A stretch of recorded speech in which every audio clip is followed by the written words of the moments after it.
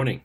So there was a penguin sitting on the edge of the ice in the Arctic, and one day he looked up and he saw an eagle fly by, and he said to himself, "My God, look at that eagle soar! Look at how graceful he is in the air. I wish I could fly."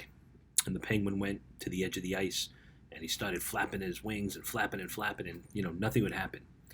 So he kind of gave up and he just jumped in the water and started swimming. And while he was doing that, the eagle looked down and he said, "My God, look at that penguin! Look at how graceful he is in the water. Look at how he can swim and move so quickly and gracefully. I wish I could do that."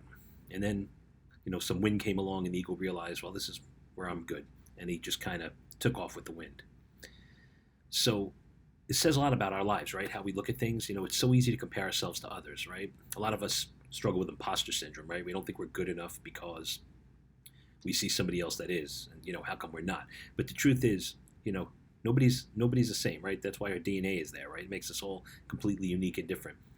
You're not going to be good at everything, and you're not going to be bad at everything, and then there's going to be some things that you're kind of in the middle, right? But your strengths are your strengths. You're not going to have the strengths that everybody else has, right? But when we look at others and we compare, or we're envious or jealous of what others have, just know that I'm sure they're doing the same thing, looking, going, "I wish I had that." There's so many people that we see them as financially successful, and we think, "Wow, they're great. They're so happy. Look what they have." That doesn't mean anything. There's so many people that are, filthy rich and miserable, right?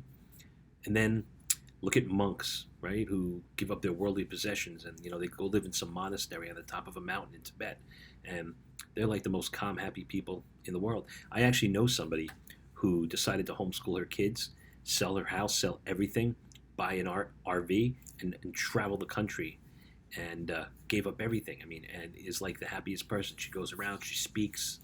It's quite remarkable. So, just saying, when we compare ourselves to others, or what we see in others, if we don't possess that, that's not a negative thing about us, right? That's Some people are just going to be better at other things, but it's finding what we're good at, recognizing and believing ourselves for the things that we know we're good at, right?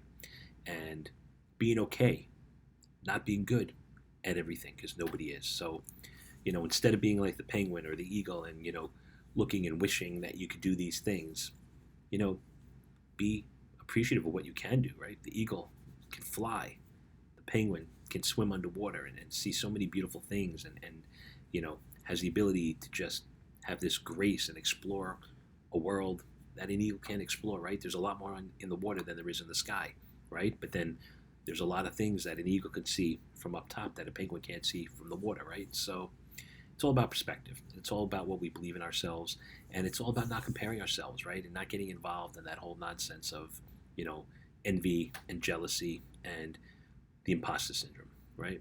We're all here for a reason. We're all good at certain things, and once we recognize what our strengths are and we work towards our strengths, that's when we're going to excel.